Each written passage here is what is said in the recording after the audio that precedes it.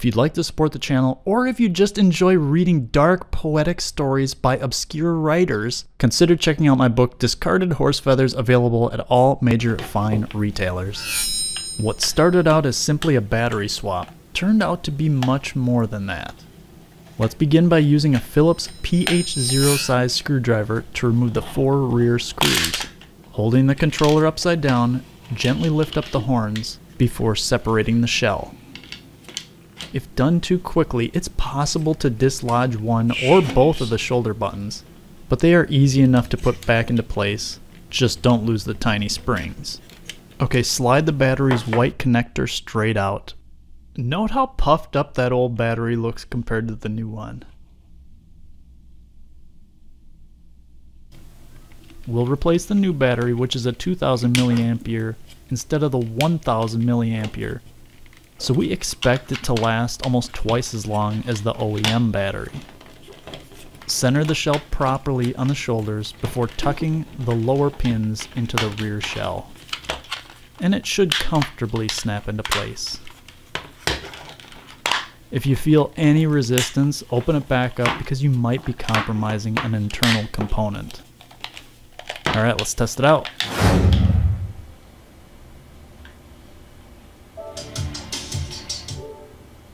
It is charging. Yeah, dude.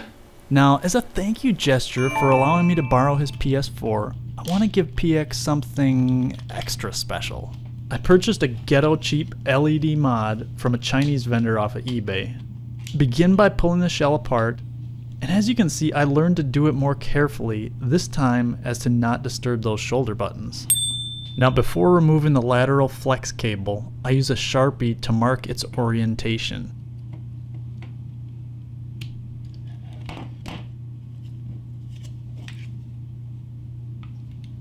Use that same PH0 screwdriver to remove the center screw.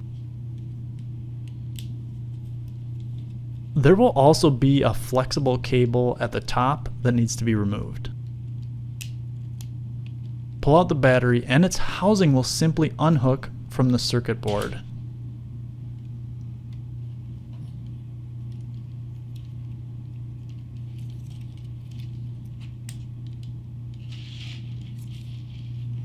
Make sure to feed the top ribbon cable through its port before lifting the board out of its shell. Now we can address the buttons. Peel the silicone pad off its post to reveal the buttons. Pop them out and replace with the clear ones provided in your Ghetto Chinese mod kit. They're keyed so they'll nicely drop into place. Return the silicone pad, which fixes onto its 2 plastic posts.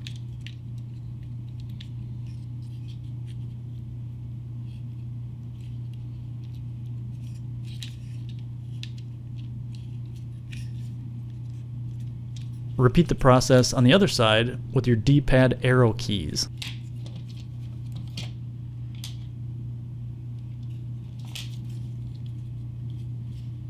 The mini sticks will lift straight off, but it does help to grip the base.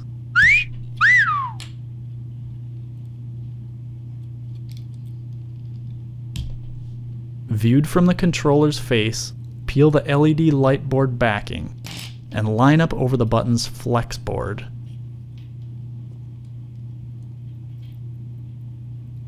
Next, repeat the process over the D-pad's flex board.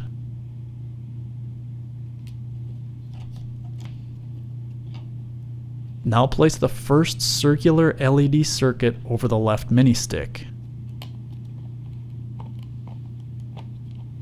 And lastly, repeat it for the right mini stick.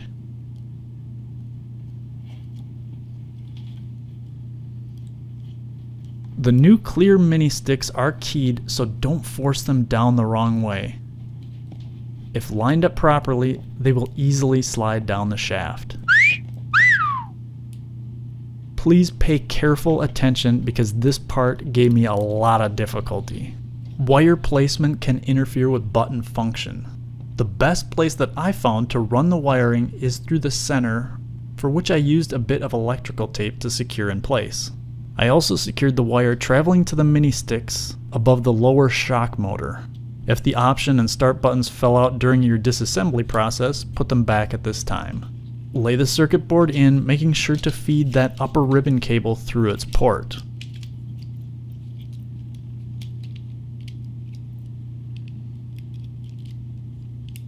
Place the set screw and verify buttons and joysticks are not being restricted by the LED's wires.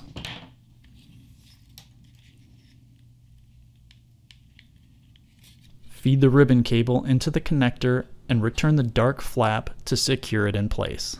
The remaining wire coming off the LED mod kit needs to be soldered into the battery connector's poles. The red wire will go into the positive terminal or top pole of the mainboard power supply.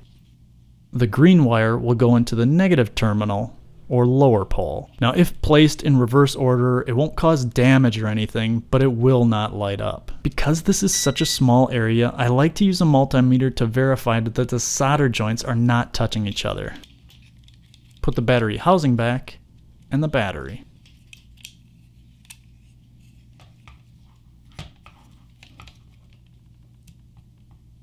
Nice! It lights up right away. Positioning of the LED mod chip is actually kind of tricky too.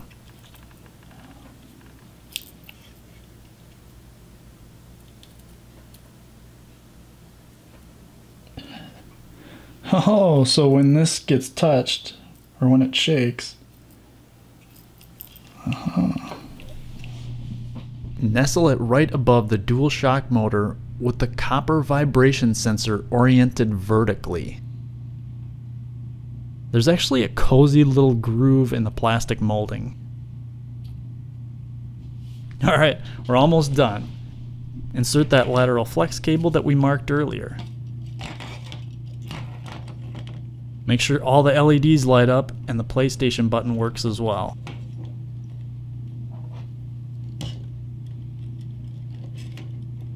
Awesome! When rotated, this mod is designed to toggle through the 7 different colors.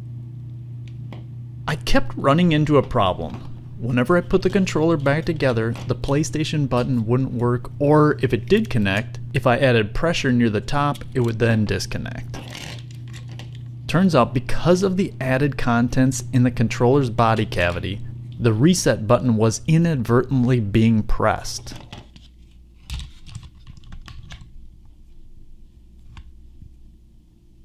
Reroute wiring, including that flex ribbon cable, away from the reset button.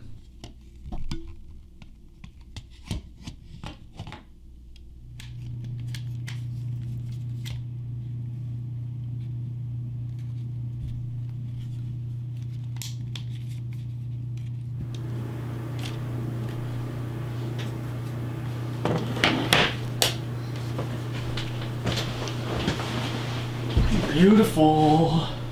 Let's see how it looks with the lights off. I'm Vestigial Voice, and I thank you for watching.